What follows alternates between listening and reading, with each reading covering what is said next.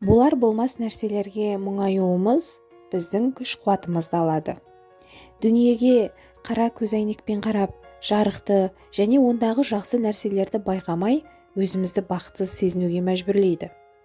Болар болмас нәрселер үшін, мәселен, ауа райының бұзылуы, жоғалған ақша, сырқаттану, киімге жұққан дақ, сынған табақ және басқалар үшін қайғырып, көңіл күйін бұзуға татымайтын нәрселер үшін қайғыға бата беретін кісілер бар.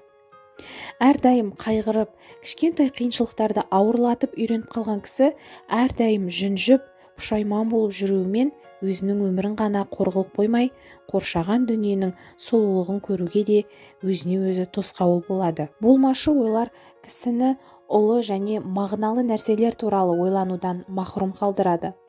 Бір күні өліп қалу мүмкін деген ой тыныштық бермейтін кісілер де бар. Бірақ біз білгендей, әрбір жан өлімнің дәмін татады. Өлім сөзсіз болатын нәрсе, және біз одан еш жаққа қашып құтыла алмаймыз. Егер сен болар болмас нәрселер үшін саруайымға салына беретін болсаң, онда өзіңе жаратушы тарапынан жазылған тағдыр сөзсіз іске асатынын еске түсір. Егер бір нәрсе болып кеткен болса, демек, ол дәл солай болар еді деген сөз. Өйткені бұл дүниедегінің бәрі қалай болу керек болса, дәл солай болып өтеді.